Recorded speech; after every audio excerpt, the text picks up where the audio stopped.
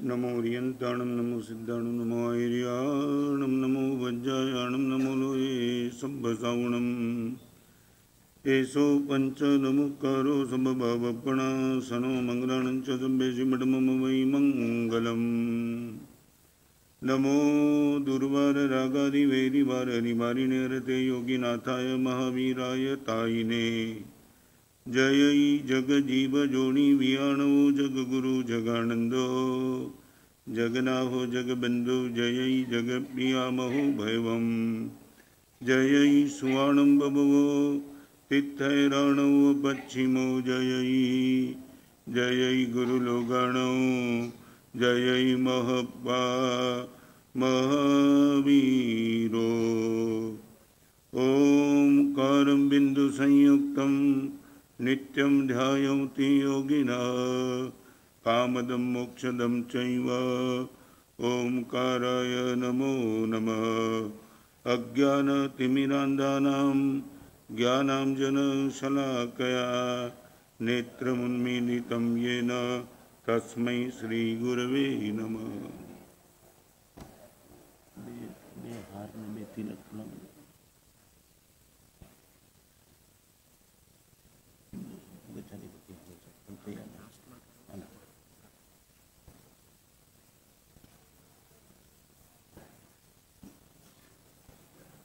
अभी दशहरा गई,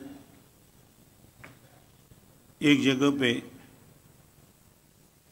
रामलीला का कार्यक्रम चल रहा था।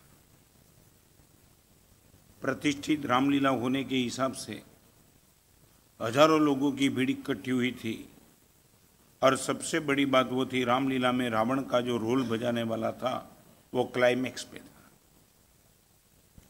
ऐसा हो गया, रामलीला तो आखिर रामलीला ही है।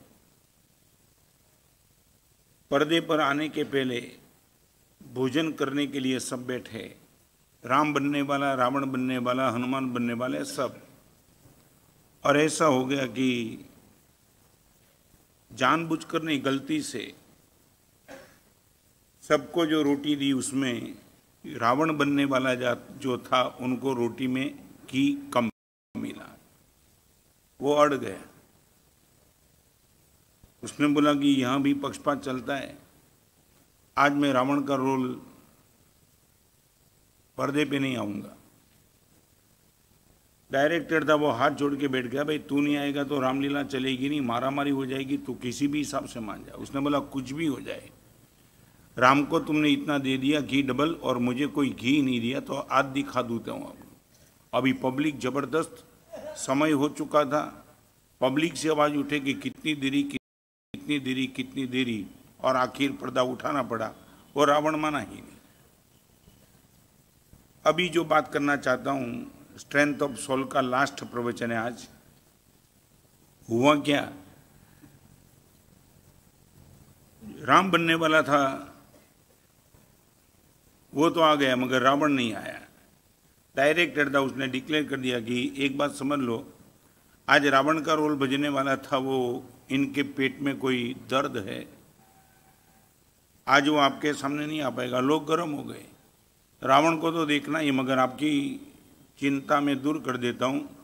ये जो राम बनने वाला आदमी है ना, जब ये साइड पे हो तब आप उनको राम मान लेना, और ये साइड पे हो तब रावण मान लेना।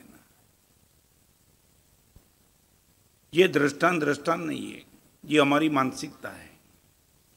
अच्छे स्थान में कभी हम आते तो लगता है लोगों को ये राम बन गए, मगर जैसे ही ये स्थान हमारा छूट जाता है तब न मालूम हम क्या बन जाते हैं। एक ही आदमी राम और रावण का दोनों का पात्र बताता है। तो हम ये आज 4 क्षेत्र में आपसे बात करना चाहता हूँ। लास्ट प्रवचन है, एकदम चित्र क्लियर हो जाए। यदि मैं सही अर्थ में इसी मार्ग पे चलना चाहता हूँ, नहीं चलना चाहता तो बात छोड़ दो, इनकी बात नहीं करना चाहता, but I would like to start. अभी मैं शुरू भी नहीं किया, ऐसा लगता है, तो इनके लिए 4 कंडीशन है। पहली कंडीशन है मैं सत्यनिष्ठ बन जाऊं। सत्यनिष्ठ माने मेरी निष्ठा, मेरी प्रवृत्ति चाहे कोई भी हो मगर मेरी निष्ठा सच में हो, शुभ में हो, ये पक्की बात। मैं चाहे कुछ भी करता हूं, मैं मरीज होकर के हॉस्पिटल में दाखिल होता हूं, मगर मेरी निष्ठा किस में है? स्वास्थ्य में है। आप बोलो कि तुम महाराज साहब 4-4 महीना हॉस्पिटल में रहना पड़ा, रहने का मन नहीं था, मगर जब भी तुम उनको पूछो वो बोलेगा कि जिंदगी भर के लिए मुझे स्वास्थ्य चाहिए, ये दवाई लेनी पड़ती है मगर मुझे दवाई चाहिए नहीं। मान लिया कि तुम जिस संसार में बैठे उस संसार में बाजार में जाना पड़े, बिजनेस करना पड़े, परिवार को संभालना पड़े, मगर मैं आपको पूछना चाहता हूँ, आपकी निष्ठा सत्य की हो, शुभ की हो, आप गारंटी के साथ बोल सकते हो महाराज साहब कभी कभी अनजान में या तो लोभ को परवश होकर के झूठ बोल, मेरी निष्ठा तो महाराज साहब सच में है, ये बोलने की तैयारी आपकी? ये मामूली बात नहीं। सबसे पहली शुरुआत यहां होगी, आपकी निष्ठा किस में है? आप क्या करते हो नहीं पूछना चाहता हूं, आपकी निष्ठा किस में है? परमात्मा के मंदिर में परमात्मा आंखों के सामने होने के बाद भी भगवान पे निष्ठा न हो, ये पॉसिबल है? संभव? मैं क्या कहना चाहता हूं, भगवान के मंदिर में भगवान आंखों के सामने होने पर भी भगवान के प्रति निष्ठा नहीं है। निष्ठा नहीं है, दैट मीन्स परमात्मा की ताकत पर कोई भरोसा ही नहीं, श्रद्धा नहीं। क्यों आ गया? बस लोगों ने बोला, माँ बाप ने बोला, परिवार ने बोला, समाज ने बोला, यार इतना बड़ा हो गया, मंदिर बिल्कुल बाजू में, और जाता ही नहीं। इतनी बाजू में मंदिर होने के बावजूद भी नहीं जाता, गुरुदेव के प्रवचन में यहाँ होने के बावजूद नहीं आता। आना वो निष्ठा नहीं है। आपको पूछना चाहता हूँ, डेप्थ से आवाज चाहिए, हमारी निष्ठा सत्य में है।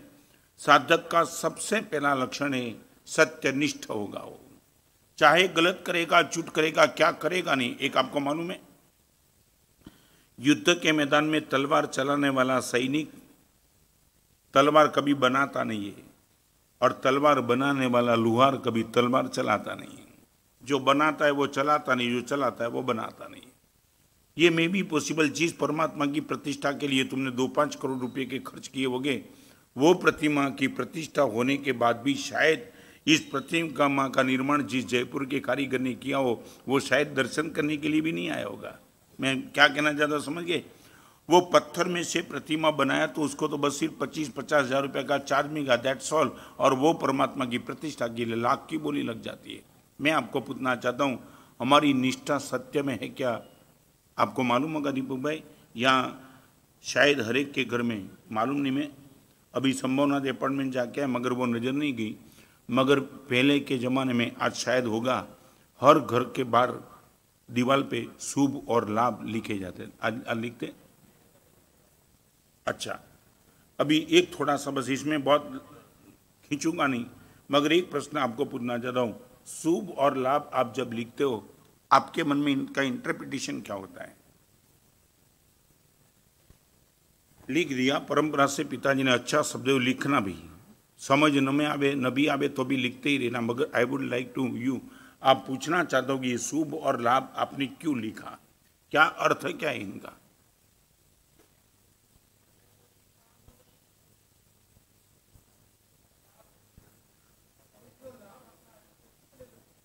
ओके, लाभ क्या है?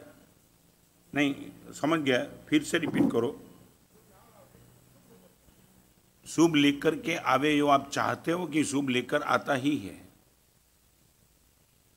एक बात, पहले शुभ लिखते हो कि लाभ? शुभ, बराबर। तो शुभ और लाभ, इनका अर्थ आप क्या करते हो?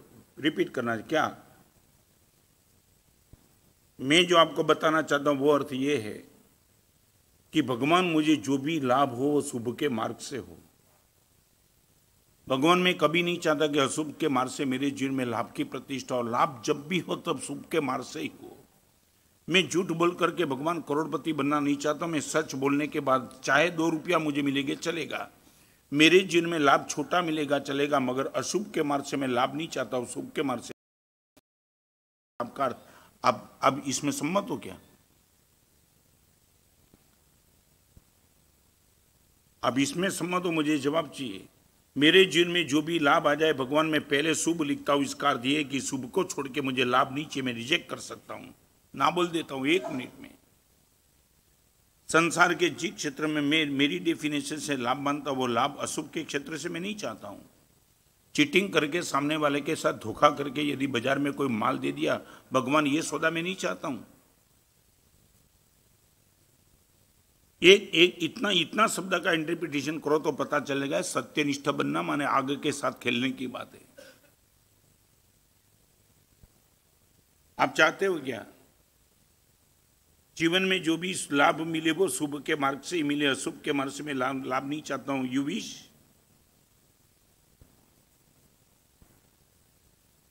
ये 5 करोड़ का बंगला फिर बनना बहुत मुश्किल बन जाएगा। मैं ये नहीं कहता हूं कि शुभ के मार्ग से लाभ होता ही नहीं, मैं ये नहीं कहूंगा। आज भी मैं आपको इस मुंबई में ऐसे लोगों का मैं एड्रेस आपको दे सकता हूं कि जिंदगी में जिसने 2 नंबर का धंधा नहीं किया फिर भी हजार हजार करोड़ के मालिक है। ये नहीं समझना कि शुभ के मार्ग से लाभ होता ही नहीं, मगर उनकी एक ताकत थी कि लाभ यदि अशुभ के मार्ग पे आते थे तो उसने ना बोलने की ताकत प्राप्त कर ली थी। जैसे मैंने कल बोला, ना बनने की ताकत आपके पास होनी चाहिए। झूठ बोल के महाराज साहब करोड़पति बनना नहीं चाहता हूं, सामने वाले के साथ चीटिंग करके महाराज साहब अपनी छवि उठाना नहीं चाहता हूं। यह मानसिकता है आपके पास। मेरे पास साधु जीवन ही नहीं है और साधुता का दंभ लेकर के बैठा मेरा क्या होगा। पहले मुझे इतनी गारंटी दो कि महाराज साहब लाभ जो भी मिले वो शुभ के मार्ग से ही चाहते, अशुभ के मार्ग से लाभ हम नहीं चाहते, इतना तो बोलो।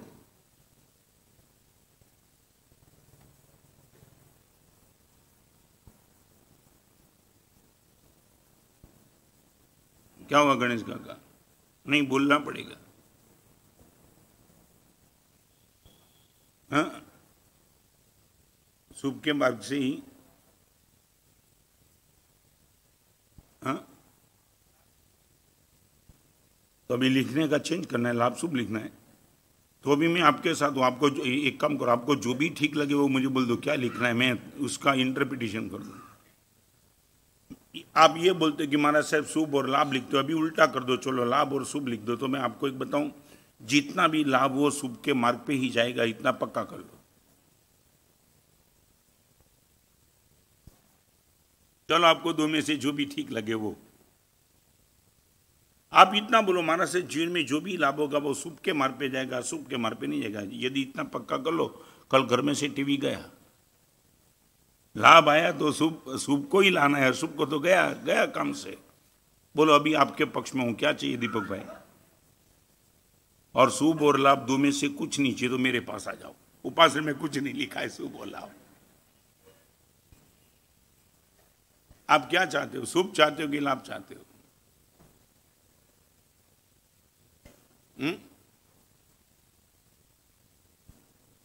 आपको मालूम नहीं, पानी उतर जाएगा। जैसे तुम जितनी सरलता से बोलते हो ना, आग के साथ खेलना है। तुम एक दिन तो प्रयोग करके दिखाओ।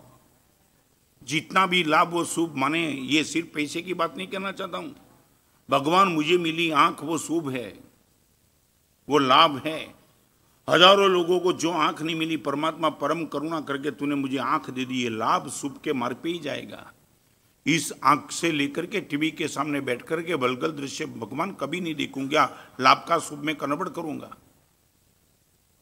ये पैर भगवान कभी भी सिनेमा के थिएटर तक नहीं जाएंगे। ये पैर का लाभ मुझे मिला, कई लोगों को नहीं मिला, मुझे मिल गया, अभी अशुभ में जाएगा। आपको जो भी ठीक लगे वो इंटरप्रिटेशन करो, मैं आपके साथ हूं। लाभ मुझे चाहिए वो शुभ के मार्ग से ही चाहिए, तो जो भी लाभ हुआ वो शुभ के मार्ग पे ही जाएगा, बस इतना पक्का कर लो। क्या कठिन है? कठिन है तो पूछू सर, बोलो घर पे क्यों लिखा है? किरण घर पे क्यों लिखा?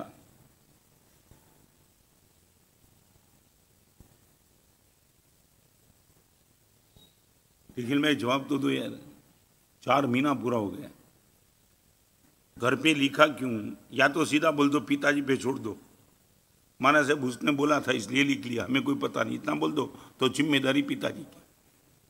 एक होटल थी ना, वहां लिखा था आपको जितना भी खाना इतना खाओ, यहां बिल नहीं चुकाना है, आपके पोते के पास बिल वसूल करेंगे।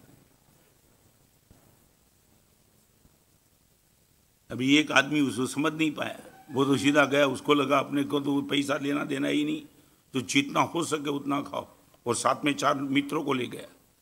तो बिल तो चुकाना ही नहीं, ऑर्डर सब उसने दे दिया, और सीधा ऑर्डर देख के वो होटल से बाहर निकला और बिल आया 3000 रुपये का गणेश का। अभी उसने बोला भाई तुमने बोर्ड पे लिखा है, तो वो ही तो करते, आपके दादा भोजन कर गए, इनका बिल है ये।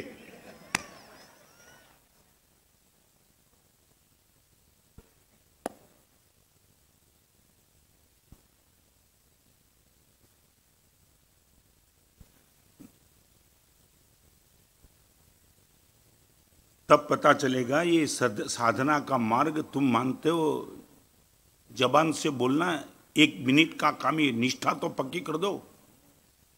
और सच बताऊं, जिस माहौल में तुम बैठे उस माहौल की एक बात बताऊं, बड़ी वेदना से कहना चाहता हूं, तुम मुझे चैलेंज करना चाहते हो तो कर सकते। आपको एक ही मन में निष्ठा ये है, महाराज साहब शुभ के मार्ग पर चलने वालों को जीवन में महाराज साहब लाभ होता ही नहीं है। आप तुम्हारी ये मानसिकता बन रही है। जो मैं कहना चाहता हूँ समझ गए महाराज साहब, इस जमाने में सच बोलने वाले का महाराज साहब बाजार नहीं जमेगा। ये माने शुभ के मार्ग पे जाने वाले को महाराज साहब लाभ मिलता नहीं है, ये मान करके तुम्हारी जीवन शैली तुमने बनाई है। महाराज साहब झूठ बोलना ही पड़ता है, चोरी करनी पड़ती है, चीटिंग करनी पड़ती है, तभी तो पैसा मिलता है। सच बोलने वाले को, सरल आदमी को महाराज साहब कुछ मिलता ही नहीं। ये तुम्हारी मानसिकता बन चुकी है। यहां मैं बात करता हूं सत्य निष्ठा की। तुम्हारी निष्ठा अशुभ में, असत्य में, झूठ में, फरेबी में है। और ऐसी स्थिति में तुम ये सच बताओ, ये नहीं मानते हो, तुम क्या करते हो नहीं पूछना चाहता हूं, मानते क्या हो? निष्ठा का अर्थ है मान्यता। निष्ठा का अर्थ है what you believe, what you do नहीं। आप चाहे कुछ भी करते हो मगर आपकी निष्ठा यही कि महाराज साहब इसमें ही है। और एक बात गारंटी के साथ कहना, लाभ के मार्ग पे जाने वाले को शुभ होगा या नहीं होगा पक्का नहीं है, मगर शुभ के मार्ग पर जाने वाले को लाभ मिलता 100% मिलता। और यही बात गीता में श्री कृष्ण ने अर्जुन को की है। अर्जुन नहीं कल्याण कृत कश्चित तात दुर्गतिम गच्छति। अर्जुन, अच्छा कार्य करने वाला कभी दुर्गति में जाता नहीं। माने क्या? शुभ के मार्ग पे जाने वाले को लाभ मिलता है 100% मिलता है। और आपको लगता है कि सच बोलने वाला महाराज साहब मार खाता है। माने क्या? झूठ बोलने वाला ही करोड़पति बन जाता है। ये तिहाड़ जेल में बैठे वो सत्यवादी बैठे क्या? आपकी पहले निष्ठा तो बताओ, फिर आगे की बात पूछना चाहता हूं। आप मानते हो कि महाराज साहब जितना भी लाभ मिलता है वो शुभ के मार्ग से मिलता है? ये नहीं कहता हूं, मगर शुभ के मार्ग पर लाभ मिलता ही है, ये श्रद्धा है।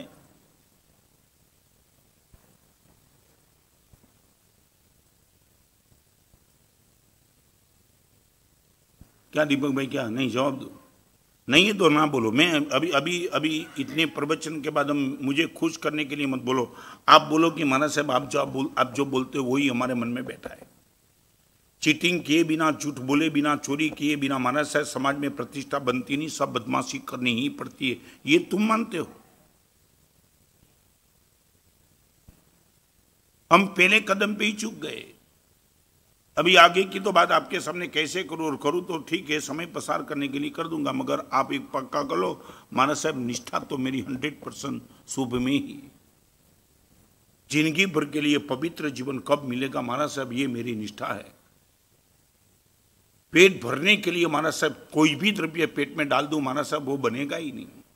मनोरंजन के नाम से महाराज साहब भगवान ने, शिष्ट पुरुष ने जिनका देखने का निषेध किया वो भी मैं देख लूंगा क्या?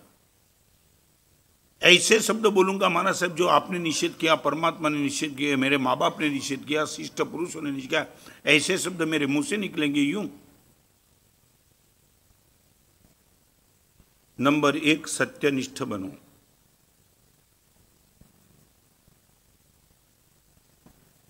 नंबर 2, सत्यनिष्ठ बनने के बाद सावधान बनो। सावधान माने अलर्ट। आपकी निष्ठा सत्य में डिगाने वाले हजारों प्रलोभन आज आपकी आंखों के सामने हैं। एक छोटा सा प्रश्न आपको पूछूं, कहां हम चूकते?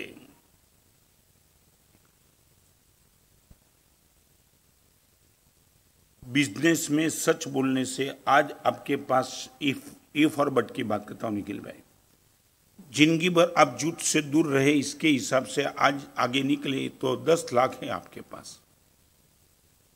और आपके पीछे बाजार में दाखिल होने वाला झूठ में शायद वो पीएचडी करके बैठा था और 10 करोड़ तक पहुंच गया। अभी मैं आपको पूछना चाहता हूं, सच बोलने के रास्ते पे आपको मिला हुआ 10 लाख और झूठ बोलने के रास्ते पे उनको मिला 10 करोड़ आपकी बिल्कुल बगल में, आपकी आंखों के सामने, आप इनको देख रहे। सच बोलो, ये देखने के बाद आपके मन में क्या भाव होगा?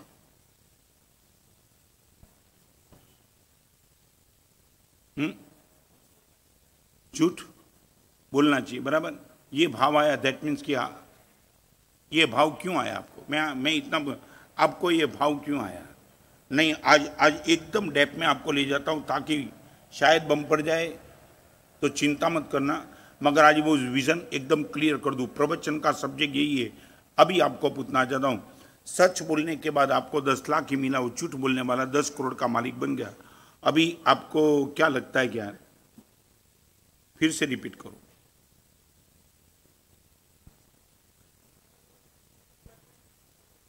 एक बार वो शांति अशांति की बात वो मुझे समझाने के लिए मत बोलो, तुम्हारे दिमाग में क्या चलता है। अभी तो कम से कम सरलता से बात करो।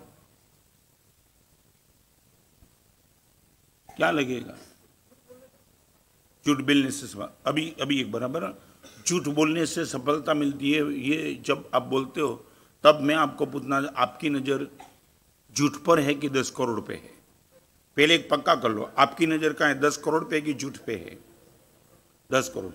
अभी 10 करोड़ पे आपकी नजर है। दैट मीन्स आप आनंद मानते हो किसको? 10 करोड़ को आनंद मानते हो। और मैं क्या बोलता हूँ निखिल भाई मालूम है? सच बोलने से 10 लाख मिला, उसमें आदमी की नजर 10 लाख पे नहीं है मगर सच पे है।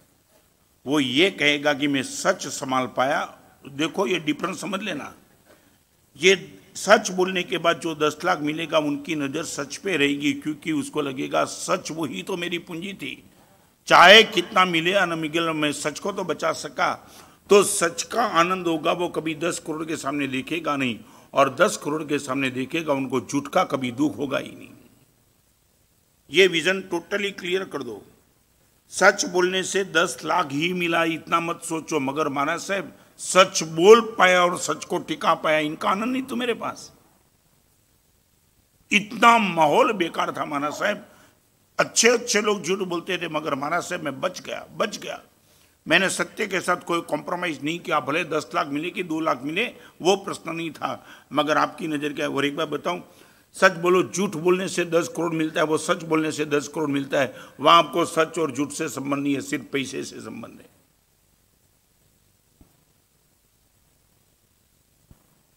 आपको कभी भी यह लगेगा सच बोलने से, तो मैं भी ये सोच सकता हूं निखिल भाई कि साधु बनने के हिसाब से मुझे चलना पड़ता है। साधु तुम नहीं बने तो गाड़ी में घूम सकते हो, ये नहीं बोल सकता हूं मैं।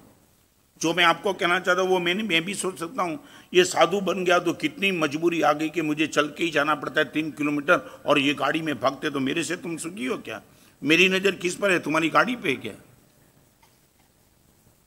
मैं ये कह रहा हूं कि जिंदगी भर शायद न भी चल पाऊं और 1 किलोमीटर भी चल पाऊं, मगर साधु जीवन को मैं टिका पाया, भरपूर आनंद है। और इस मार्ग पे चलने के पहले मेंटली क्लियर हो जाना तुम, नहीं तो क्या होगा? आपको कभी ना कभी धर्म छोड़ देंगे आप। मुझे छोड़ दिए, कई लोगों ने मुझे छोड़ दिया। माना साहब आपके बाद आने के बाद भी धंधा बढ़ा नहीं, तो मैंने बोला कब मैंने कहा था बढ़ेगा? हाँ, कई लोगों तो मेरे से भी क्या मानते और क्या समझते मैं समझ नहीं पाता हूं। मेरे से तुम्हारी ये उम्मीद है कि मैं आपके मेरे आशीर्वाद से आपका धंधा बढ़ जाएगा यूं, और आपका धंधा बढ़े वो मेरे आशीर्वाद का फल होता। गुरुदेव का आशीर्वाद पाने के बाद मैं घर छोड़ के बेटा, वो बेकार था क्या?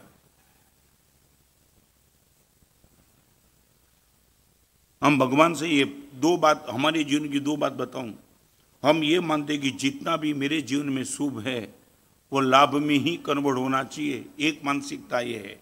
और दूसरी मानसिकता ये है कि मेरे जीवन में जितना भी लाभ है वो गत जन्म में शुभ का सेवन किया, इनका ही फल है, बाकी मुझे मिल ही नहीं सकता। समझ गए? दो बात। आज मेरे जीवन में जो लाभ है वो शुभ का सेवन का फल है, और आज मुझे महाराज साहब जो लाभ होगा वो शुभ में मैं कन्वर्ट करते चलूंगा, बस इतना हो जाए, दैट्स ऑल। सत्यनिष्ठ बनो। नंबर 2, सावधान बनो।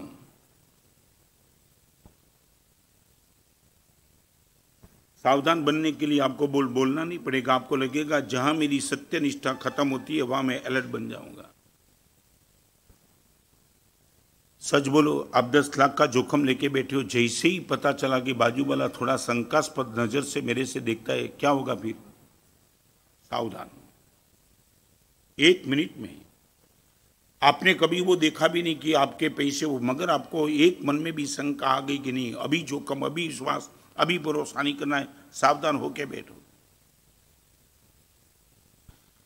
10 लाख का जिनको आकर्षण है वो सावधान होकर ही रहता है, तो सद्गुण का जिनको आकर्षण होता है वो सावधान। मैं आपको पूछूं, अलर्ट कितने? टीवी की स्विच ऑन करने के पहले सावधान होके बैठेगा। ऐसा कोई दृश्य मेरी आंखों में आ गया कि इतने साल की पवित्रता को 1 मिनट में वो एक बाजू रख दे, ऐसा दृश्य ना आ जाए, इसके लिए वो अलर्ट रहेगा। वो नीची दृष्टि से चलेगा। क्यों? सावधान।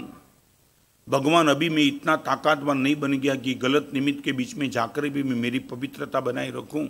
पता लगता है इस रास्ते पे लड़कियां बहुत आती है, मैं नीची दृष्टि से चलूंगा। रास्ते पे लड़कियों को आने का मैं बंद नहीं कर सकता हूं, मगर मेरी आंखों को मैं कंट्रोल कर सकता हूं। सावधान। आपको पूछना चाहता हूं, सत्य निष्ठा के बाद नंबर 2 सावधान। कितनी सावधानी? ओलंपिक में दौड़ने वाला, आपने देखा होगा, ओलंपिक में जो दौड़ता है ना, 2 लाइन होती है, इनके बीच में उनको दौड़ना कंपलसरी है। आप 10 लाख और 10 करोड़ की मैंने बात बताई। निखिल भाई, एक बार बताओ, सच बोलो, लाइन क्रॉस करके नंबर 1 पे आएगा क्या? क्वालिफाइड होगा क्या? सीसीटीवी कैमरा और सब वहां फोकस करके बैठे, एक लाइन को सेंटीमीटर तक टच किया, गेट आउट, तुम निकल गए ओलंपिक में से। पहले नंबर पे आने का अर्थ ये नहीं कि तुम लाइन को क्रॉस करके तुम चले जाओ, ये नहीं चलेगा। ओलंपिक में 100% आप बाहर हो ओलंपिक से। आपको पहले नंबर में आने में कोई विरोध नहीं, आओ, ताकत लगा के आओ, मगर लाइन को क्रॉस करके तुम निकले तो नहीं चलेगा, सीधा बीच में चलो। तो ओलंपिक में दौड़ने वाला क्या करता है? Alert, alert. ये लाइन बॉर्डर को मेरी अंगुली भी न टच हो जाए, इनका बिल्कुल ध्यान रखेगा। एक और गति और दूसरी अलर्टनेस। इससे भी ज्यादा अलर्ट मुझे और आपको होना पड़ेगा यदि सत्यात्मा के मार्ग पे माना चाहते हैं तो। आज ओलंपिक में और कई मैच में ऐसा होता है, ड्रॉपिंग होता है ना। एक बार गोल्ड मेडल मिलने के बाद भी उनसे छीन लिया जाता है। जब पता चलता है कि कुछ गलत रास्ता, इंजेक्शन ले लिया था, ड्रग्स ले लिया था, पता चला, लैब में रिपोर्ट में आ चुका, फिर क्या? गोल्ड मेडल मिला तब दुनिया में जो इज्जत बनी थी ना, वो सब इज्जत का 1 मिनट में कचरा हो जाता है जब इनसे गोल्ड मेडल छीन लिया जाता है। ये क्या था? अशुभ के रास्ते पे लाभ पाने का एक प्रयास, और ये प्रयास ने बेइज्जत कर दी। साधु जीवन में हमें प्रति समय भगवान ने ये बोला, गौतम एक समय का भी प्रमाद मत करना। यह है अलर्टनेस। समयम गोयम मां पमाए। गौतम एक समय का भी प्रमाद मत करना, उपेक्षा मत करना। कभी ना कभी तेरे हाथ से सब कुछ चला जा सकता है, इसलिए संभाल के रहना। सच बताऊं, हमारी तो मानसिकता क्या बनी है? सच बताऊं, आपकी मानसिकता क्या है? हम दौड़ते भी रहे और हमारी श्वास की रिदम सही चले। करीबन लोगों की मानसिकता ये, हम दौड़ते भी रहे और हमारी श्वास की रिदम सही चले। श्वासों की रिदम सही चलने वाली नहीं, यदि आपको दौड़ना है तो श्वास की रिदम को सही चलाने के लिए आपको धीरे धीरे चलना पड़ेगा। सफलता भी मिली और झूठ का रास्ता भी हम पकड़ ले, ये छोड़ो ये सब बात।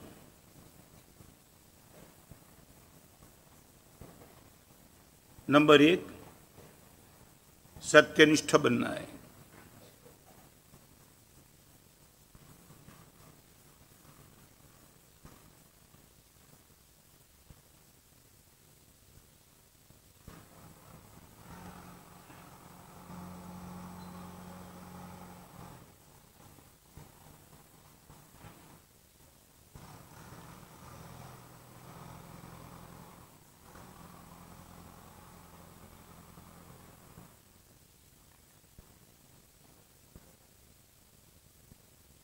नंबर 1 सत्यनिष्ठ। नंबर 2 सावधान। साधक वो होगा जो सत्यनिष्ठ बनेगा, जो सावधान बनेगा। तीसरे नंबर का विकल्प है सारग्राही। सारग्राही, सार माने ग्राही माने पकड़ने वाला, सार पकड़ने वाला। चाहे व्यक्ति कितनी भी गलत होगी, चाहे प्रसंग कितना भी गलत होगा, उसमें से मैं क्या मैसेज ले सकता हूं वो लेके निकल जाएगा।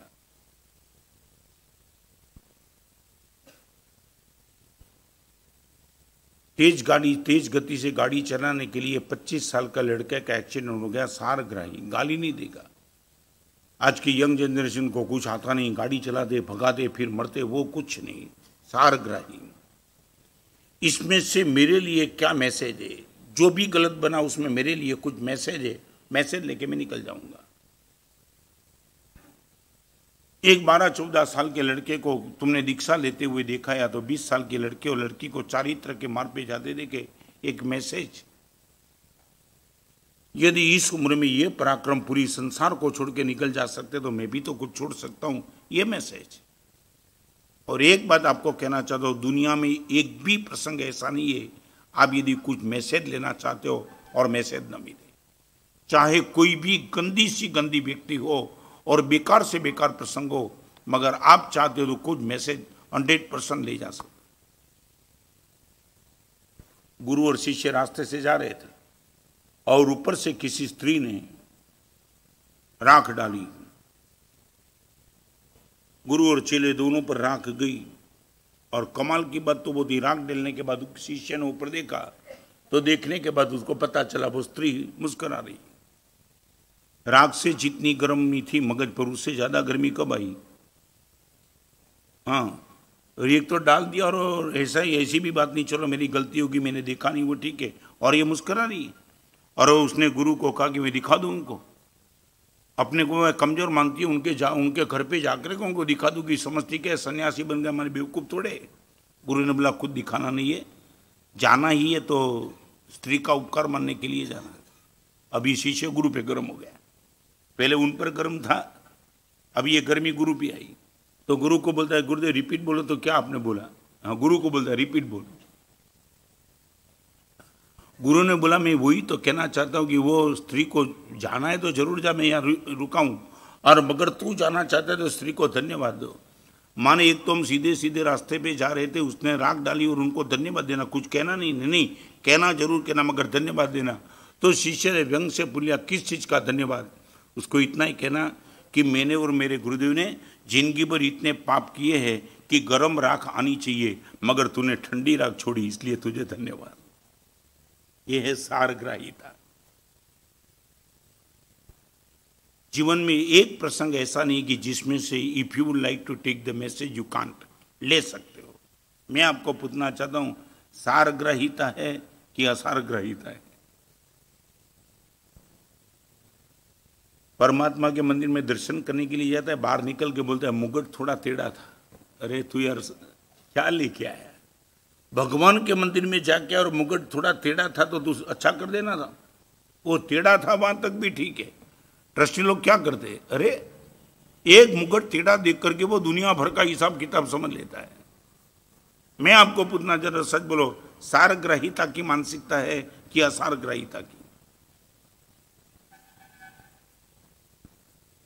गलत में से भी अच्छा ढूंढना वो सारग्राहिता, और अच्छे में से भी गलत को पकड़ लेना वो असारग्राहिता। क्या क्या पकड़ते हो?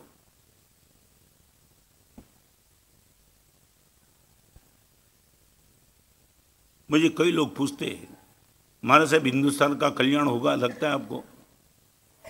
अभी जो दिल्ली में हो रहा है ना सब उल्टा सुल्टा, तो उनको लेकर के वो मुझे पूछता है कि महाराज साहब आपको लगता है कि दिल्ली सुधरेगी? मैं बोलता है एक पक्का लगता है, तू सुधर जाएगा यदि चाहता है।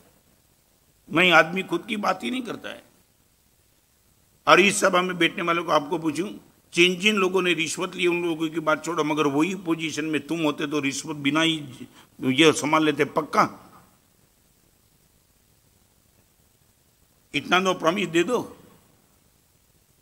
जिस पोस्ट पे वो लोग बैठे, वो पोस्ट पे यदि तुम ही होते और हर तरह का पैसे मिलने का सोर्स मिलता, फिर भी तुम एक भी रुपया लिए बिना ही पोस्ट पे रह जाते पक्का?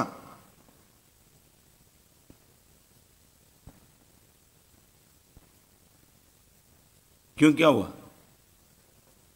हाँ, मौका कोई छोड़ता नहीं, समझ गया ना? कोई नहीं छोड़ता, नहीं मैं नहीं छोड़ता, बोलो ये सब पर क्यों डाल देते हो तुम? बोलो महाराज साहब, ये मैं होता तो मैं भी तो वही कर देता जो सब करते।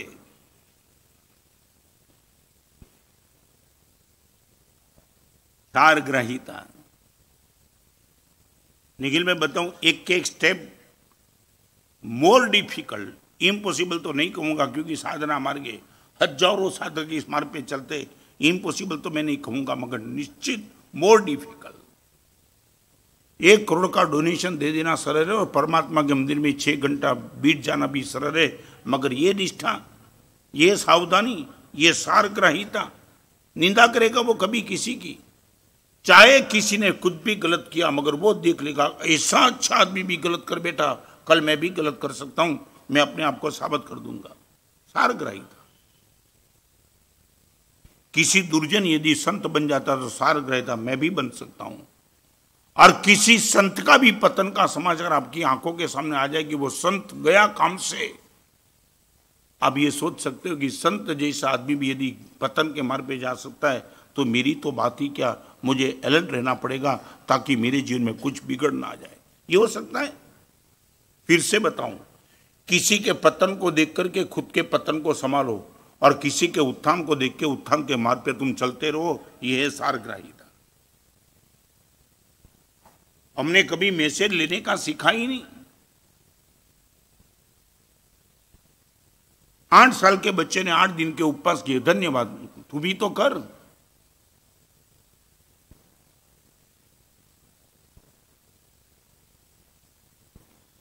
एक काम कर सकते, सच बोलो, 1 करोड़ का डोनेशन का समाचार जब भी आपकी कानों पे आवे, लेकिन मैं पैसा छोड़ने की बात नहीं करता हूं, एक बात बताऊं, सच बोलो, 1 करोड़ का डोनेशन किसी व्यक्ति ने किया, ऐसा शब्द कानों पे आवे तब पहला एटीट्यूड आपका धन्यवाद का शब्द मुंह से निकाल देना, इतना करेंगे?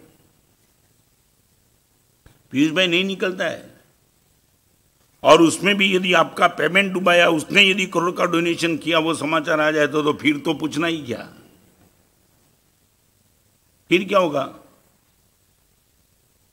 क्या होगा बताओ निखिल भाई, बोलेंगे क्या मेरे पैसे से डोनेशन किया है?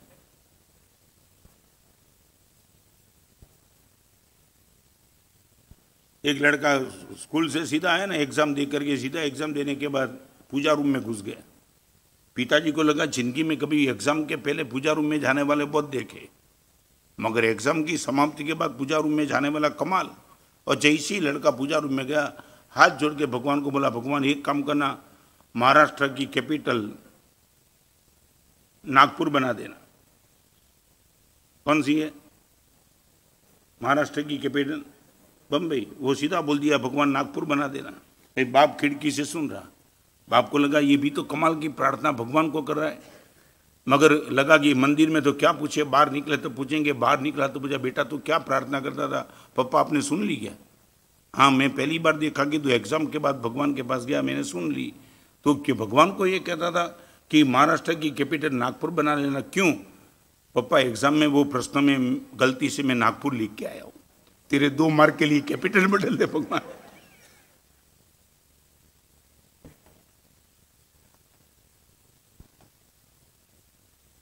नहीं, ये हमारी मानसिकता है। गलत कर देते फिर भगवान के पास जाते, भगवान गलत तो हो तो गया, मगर एक नालियर लगाता हूं, माफ कर देना। तो मेरे नालियर से भगवान खुश हो जाएंगे। यूं क्या भगवान तुम्हारी रिश्वत लेने के लिए बैठा है? एक नालियर से तुम्हारा ठिकाना पड़ जाता है।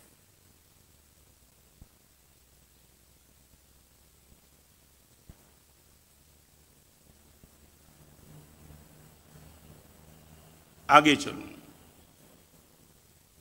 नंबर 1 सत्यनिष्ठ बनो, नंबर 2 सावधान बनो, नंबर 3 सारग्राही बनो, नंबर 4 सर्वग्राही बनो। सर्वग्राही, सर्वग्राही माने सज्जन दुर्जन, कीड़े मकोड़े, पशु पंखी, संत शैतान, महाराज साहब मेरा हृदय सभी के लिए प्रेम के लिए अलर्ट रहेगा। मेरे जीवन में से मैं किसी की बात बाकी माने किसी को कैंसिल कर सकता हूं, मगर मेरे हृदय से किसी को कैंसिल नहीं करूंगा। रिपीट करना चाहता हूं, जीवन में से हम कई लोगों के साथ व्यवहार बंद कर सकते हैं क्योंकि अपने जीवन को वो डिस्टर्ब कर सकते हैं। एक जीवन की व्यवस्था अलग चीज है, वो हृदय की व्यवस्था अलग चीज है। महाराज साहब, मेरे जीवन में इन लोगों को एंट्री नहीं दूंगा क्योंकि महाराज साहब मैं परिवार लेकर के बैठा हूं, मेरे जीवन को वो खत्म कर सकता है। ये इतना महाराज साहब वासना लंपट आदमी है, उसको घर में मैं प्रवेश भी नहीं दूंगा। हो सकता है आपके जीवन को बचाने के लिए कई लोगों को अब आपके घर में जीवन में एंट्री न दो, हो सकता है, मगर हृदय में से महाराज साहब किसी को मैं रिजेक्ट नहीं करूंगा। सारी दुनिया के जीवों को भगवान अपने हृदय में स्थान दिया है, तो मैं ही आपका भक्त हूं, सारे जगत के जीवों को मैं भी स्थान दूंगा। यह है सर्वग्राहीता। पॉसिबल?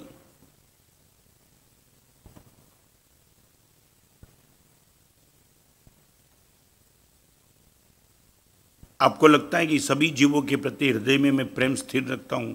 लेना देना निखिल भाई कुछ नहीं है, सिर्फ हृदय में स्थान दे दो।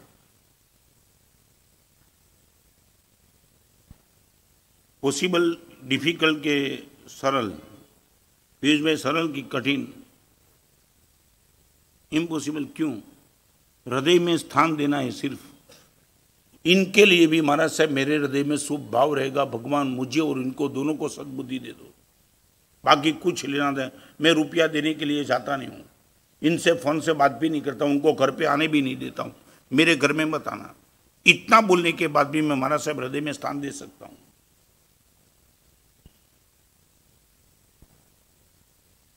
क्या दिक्कत क्या आती है? डिफिकल्टी है तो क्या है, मैं जानना चाहता हूं। हृदय में सभी को स्थान देने में डिफिकल्टी क्या? लेना देना कुछ नहीं है, फिर हृदय में स्थान देने में दिक्कत क्या है? आपका पेमेंट जिसने डुबा दिया है, पैसा लेकर के बैठा है, फिर भी पैसा नहीं देता है। हृदय में प्रेम देना में आपको क्या दिक्कत क्या है?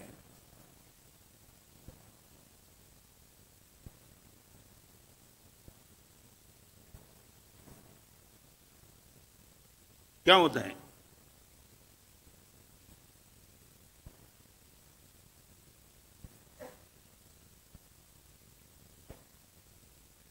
एक लड़के को पूछा ना, तू तेरा नाम क्या? उसने बोला साईनाथ।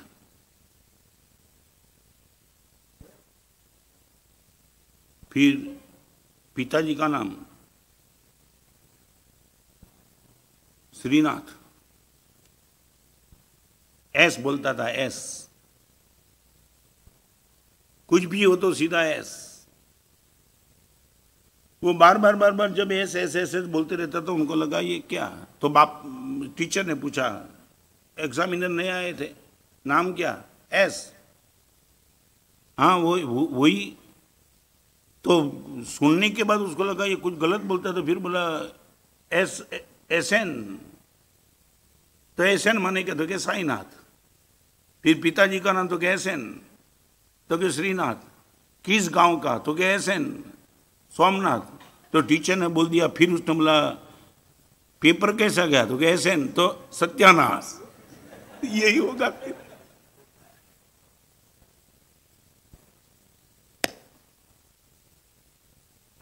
पहले 3 एस एन तक बराबर था, चौथा तो गया काम से।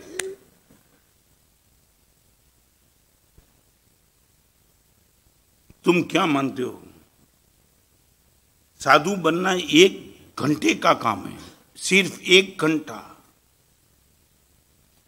और साधु जीवन को संभालना तंग रस्सी पे बिना गिरे चलना सरल है, मगर 24 घंटे प्रति समय, रात को, दिन को, नागपुर में, मद्रास में, चालू बिहार में, बिना घी की रोटी आवे तब, सर्दी की गर्मी में, बारिश में, हर जगह ये 4 को संभाल लेना, पानी उतर जाए ऐसी चीजें।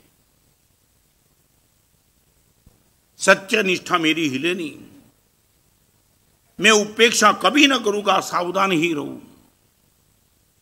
चाहे कितने भी जीवन में गलत प्रसंग बन जाए, गलत देखने को मिले, मैं सारग्राही बन रहा हूं। और मेरे खिलाफ जाने वाले के प्रति भी हृदय में सर्वग्राहीता लेकर के बैठूं। यह है साधना मार्ग। सत्यनिष्ठ बनो, सावधान बनो, सारग्राही बनो और एक बार सर्वग्राही बनो, फिर देखो आत्मा की क्या ताकत। तुम ये पूछते हो ना, एक घी की ताकत क्या है वो देखने के लिए घी लेना जरूरी नहीं है, सबसे पहले पेट को मजबूत बनाना जरूरी है। समझ गए मैं क्या कहना चाहता हूं? सामने वाला बोलेगा ये घी बिल्कुल गाय का बना हुआ दूध में से घी बना है, बहुत टॉप है, लेने के पहले आपका पेट देखना पड़ेगा, पेट बराबर है, फिर पता चलेगा कि ये घी की क्या ताकत है। स्ट्रेंथ ऑफ साउल, आत्मा की क्या ताकत है वो आपको पता लगेगा, मगर वो पता लगाने के पहले इस 4 स्टेप में से निकलने की तैयारी रखनी पड़ेगी। भगवान गारंटी के साथ एक बार मैं देखना चाहता हूं कि मेरी ताकत क्या होती है। लाखों लड़की के बीच में तुम जाएंगे, मान लो कि सभी के सामने देखेंगे, मगर निष्कंप रहेंगे, कोई अंदर में तनाव नहीं, प्रभावित होने की बात नहीं। तब पहली बार लगेगा भगवान जीत गया। आज एक लड़की नहीं आती है तो भी देखने का मन होता है, लाखों सामने है फिर भी देखने का भी मन नहीं होता है। ये स्ट्रेंथ ऑफ साउल, ये ताकत आपकी भी आ सकती है। ये कोई आसमान की बात नहीं, जमीन की बात कर रहा हूं। करोड़ों रुपए का डोनर मिल जाता है फिर भी लगता है कि नहीं तेरे से कुछ नहीं चाहिए, ताकत है मेरे पास आई। ये साधु जीवन बिना पैसा और बिना पाप का, ना जिंदगी में कभी पैसे को टच किया ना कोई पाप किया, फिर भी मस्ती तुमसे कई गुना ज्यादा है। ये 4 चीज को संभाल के बैठे हैं। जिस दिन आपको लगे कि महाराज साहब ये आपकी ताकत हमारी ताकत भी बनाना चाहते, ये रास्ता सभी के लिए universal truth, not individual truth. जो अनुभव मेरा हो सकता है वही अनुभव आपका हो सकता है, मगर जो अनुभव मेरा पाने के लिए मुझे जिस कदम पे चलना पड़ा उसी कदम पे आपको भी तो चलना पड़ेगा।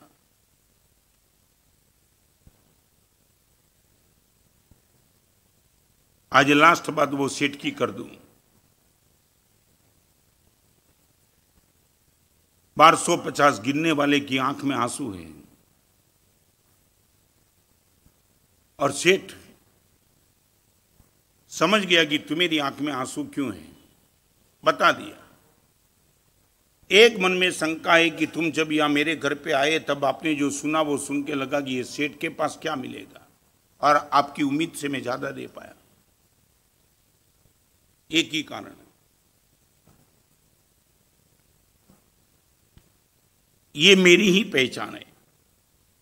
एक माचिस के लिए झगड़ा कर रहा था वो भी मैं हूं, और 1250 दे दिया वो भी मैं ही हूं, दोनों में हूं और दोनों में सही हूं। मगर ये ताकत आपके पास भी यदि लाना चाहते हो तो मैं आपको भी एक राय देता हूं। वो चाचा इस युवान लड़के को कहते कि एक काम करना, ये मैसेज जो चाचा ने लड़के को दिया ना वो आपको भी मैं देना चाहता हूं, मेरे लिए भी है। क्या टॉप मैसेज था, एक ही मैसेज था कि सार्थक के लिए आप कुछ देना चाहते हो तो व्यर्थ से बचते रहो।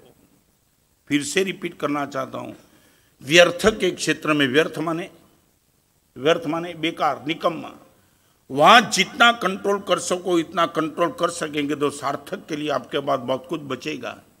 यदि व्यर्थ में ही तुम उलझे रहे, बेकार में ही तुम्हारा इन्वेस्टमेंट होते रहा, एनर्जी बेकार में ही चलती गई, तो सार्थक के लिए तुम्हारे पास कुछ बचेगा नहीं। गुजराती में एक अच्छी बात है, ये जो दृष्टांत था वो गुजराती का मैंने हिंदी में कर दिया, मगर वो चाचा ने वो उपदेश दिया था, जातमा पोड़ो ये परोपकारमा सांकड़ो। जातमा जे पोड़ो ये परोपकारमा सांकड़ो, अने जातमा जे सांकड़ो ये परोपकारमा। क्या अर्थ क्या होता है? खुद के लिए जो महोत्सव आदि हर चीज में कटौती करता है, वो जब देने की बात आती है तब खुले हाथ से दे सकता है, मगर खुद के लिए इतना खर्च करके बैठा है कि जब परोपकार की बात आती है तब बोलते कि अभी मेरे पास कोई प्रोविजन नहीं है, बहुत खर्च हो गया, दिवाली आई, नया फर्नीचर लाया, नई गाड़ी लाई, नया मोबाइल लाया, ये सब क्लियर किया, अभी तुम चैरिटी के लिए आए, कोई पैसा बचा नहीं, मैंने हर पैसे खर्च कर दिए। ये कब होगा? ये कब होगा? सार्थक के लिए तुम ना बोलेंगे, क्यों? क्योंकि व्यर्थ में तुमने बहुत दे दिया है। यदि व्यर्थ में देने का कम करोगे, सार्थक के लिए आपके पास पर्याप्त बचेगा। एक माचिस के लिए मैं जो झगड़ा कर रहा था, मैं समझता था कि थोड़ी यदि अलर्टनेस होती, ये माचिस को 2 गद्दी के बीच में रखा होता तो ये रेनी सीजन की जो भेज लग गई वो नहीं लगती, और 3 दिन के अलावा 13 दिन तक माचिस चलता, और वो जो पैसे बचते वो पैसे परोपकार में मैं लगा सकता था। और ये लड़के की आंख में हर्ष के आंसू आ गए। ये आपके जीवन का रहस्य नहीं दिखा, मेरे पूरे जीवन को आपने बता दिया। 24 घंटे आंख इधर उधर घूमती है, फिर मंदिर में आते और मंदिर में आके लोग बोलते महाराज साहब भगवान में नजर जमती नहीं, जमेगी नहीं। इतना व्यर्थ में तुमने आंखों का उपयोग कर दिया। सार्थक की बात आती है तब तो मेरे पास समय नहीं है। मैं बोलता हूं भगवान के पास जाकर के थोड़ी 5-15 स्तुति और स्तवन बोलो, आप बोलते हो महाराज साहब थक गया हूं, पूरे दिन भर तक तुम व्यर्थ बोलते रहते हो, सार्थक के लिए तुम्हारे पास क्या है? मैं आपको पूछना चाहता हूं, व्यर्थ और सार्थक, सोपकार और परोपकार, मेरा परिवार और पूरी दुनिया, ये दोनों के बीच में जब टैली करने का आ जाए तब आप अपने आप से चेक करें ना। खुद के लिए इतना, एक बात बताऊं, खुद के लिए दूध कप भर करके पी जाने वाला फिर दूसरा आदमी आएगा, उनके लिए तो बचेगा ही कहाँ। वो बोलेगा कि मैंने पूरा पी लिया है, मगर थोड़ा आधा 3/4 जैसा पी के 1/4 भी रखेगा। और शायद कोई आ गया तो बोलेगा ठीक है मैं पूरा का पूरा नहीं दे सकता, मगर आप आए वो तो ले जाओ। और जैसे ही वो लड़के नीचे गए ना, रास्ते में 2 वृद्ध पुरुष मिले। कहां से आए? चाचा के पास आए। पहली बार आए क्या? तो क्या हाँ। कुछ चाचा के लिए सुना तो कि सुना नहीं, देखा। क्या देखा? बस ये दोनों कंट्रोवर्सी देख के आए। जब हम दाखिल हुए तब ये माचिस के लिए झगड़ा चल रहा था, फिर 1250 रुपया ये कैश हम लेकर के आ रहे हैं। तब वृद्ध पुरुष ने इनको सिर्फ इतना ही कहा, ये तो झांकी है। आपने इनके जीवन को नजदीक से यदि देखा होता तो पता 1/4 नहीं 1/8 सिर्फ खुद के लिए इतना ही रख करके की भर तक डोनेशन देने का उसका पचकान है माननीय। जब भी हम कुछ भी लेने के लिए गए, उनके लेने के लिए जाने की बात नहीं, हम जहां रहते वहां तो उनकी ओपन ऑफर है। जब भी कोई डोनेशन की बात आवे मुझे याद करना, लास्ट सबसे पहले मुझे याद करना। मेरे लिए मैंने बहुत कुछ कम रखा है, जो भी है सब देने के लिए बांटने के लिए रखा है। आपको मैं सिर्फ इतना ही पूछना चाहता हूं, संपत्ति की बात ही मत समझना। मैं जो बोलता हूं, जो देखता हूं, जहां चलता हूं, सार्थक के क्षेत्र में मेरा पैर कितना चलता है और व्यर्थ के मार्ग पर पैर कितना चलता है। पूरे दिन में जो बोलता हूं वो व्यर्थ कितना बोलता हूं और सार्थक कितना, आप अपने आप से टैली कर लेना, पता लग जाएगा। गुरुदेव 3/4 से ज्यादा भी व्यर्थ ले लेता है और 1/4 से भी कम सार्थक में जाता है। और आप बोलते हो महाराज साहब ये दर्शन, ये प्रवचन, ये परमात्मा के मंदिर, इनकी ताकत का अनुभव क्यों नहीं होता है? एक ही कारण, पूरा का पूरा करीबन दे दिया व्यर्थ को और सार्थक के लिए। बताऊं, आपको गाली नहीं दे रहा हूं, मगर एक बात बताऊं, लेकिन मैं लास्ट प्रवचन का कोटेशन बताता हूं, बचा हुआ सार्थक को देते हो कि बचा हुआ व्यर्थ को देते हो? जो कहना चाहता हूं समझ लेना।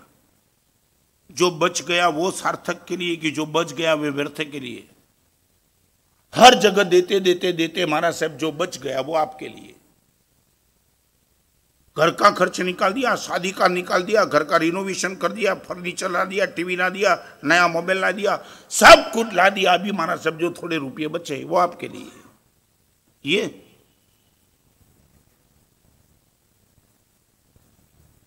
भिखारी को हमारी ये मानसिकता कि पूरे घर खा गए, मेहमान आ गए, सबको दे दिया, अभी जो बचा वो तेरे लिए।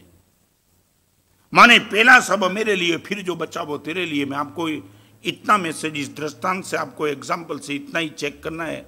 आप अपने आप को ऑब्जर्व करना, व्यर्थ के लिए मेरे पास कितना है और सार्थक के लिए कितना है तो इतना ही।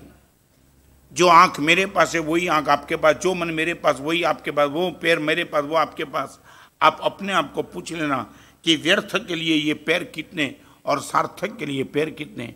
चलो गौशाला चले जाओ, आज वीक एंड है, संडे है, कुछ काम नहीं, चलो पांजरापोल चले जाओ, चलो 3 मंदिर तक चले जाओ, चलो किसी बुढ़े वृद्धाश्रम में चले जाओ, वहां जाकर के कम से कम वृद्ध पुरुषों को बोलूं आज का दिन आपके लिए रखा है।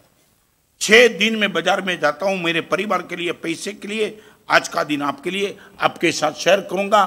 चाहे कोई भी कारण से आप परिवार से अलग हो गए, आपके बेटे और पुत्रवधु ने, मैं भी पॉसिबल आपको घर से निकाल दिया है, मैं आपका बेटा बन के एक दिन के लिए आया हूं, किया प्रयास तुमने? एक दिन छुट्टी का मिलता है, वो छुट्टी के दिन में भी वीकेंड में तुम्हारा प्रोग्राम बन जाता है, इस पिक्चर में जाना है, इस होटल में जाना है, इनको मिलना है। मैं आपको पूछना चाहता हूं, एक दिन सप्ताह में सार्थक के लिए स्पेयर में रखने की मानसिकता है? नहीं। और आप बोलते हो महाराज साहब धर्म कहां है? लास्ट प्रश्न आपको पूछना चाहता हूं, फिर कभी जवाब देना। सच बोलो, धर्म में मन नहीं लगता है या मन में धर्म नहीं है? गंभीर प्रश्न है। मन में धर्म होना अलग बात है और धर्म में मन लग जाना अलग बात है। आपकी मानसिकता क्या? ज्यादा लोग मेरे पास शिकायत करके आते, वो शिकायत ये करते महाराज साहब धर्म में, हाँ महाराज साहब धर्म में मन नहीं लगता है, मंदिर आता हूँ मगर महाराज साहब मन नहीं लगता है, आपके प्रवचन में बैठता हूँ मगर मन नहीं लगता है, पुस्तक पढ़ता हूँ मन नहीं लगता है, ये शिकायत आपकी है। मगर भगवान बोलते हैं सही शिकायत ये नहीं होनी चाहिए, सही शिकायत वो होनी चाहिए। और एक बात बताऊं, जिसके मन में धर्म होता है उसको धर्म में मन लगे बिना कभी रहता ही नहीं। धर्म में मन नहीं लगता है वो शिकायत कम करो, मन में धर्म नहीं है वो शिकायत शुरू करो, और फिर देखो कमाल क्या होता है। और मन में धर्म लाना, इनका एक ही अर्थ है, सार्थक के लिए जितना भी प्रोविजन रख सको इतना रखो, जो बचा वो व्यर्थ के लिए। आज हमारी मानसिकता ये है, जो बचा वो सार्थक के लिए, कल रिपीट होगा, यू टर्न मार देगा महाराज साहब, जो बचा वो व्यर्थ के लिए, सबसे पहले सार्थक। इस एग्जाम्पल का यही मायना।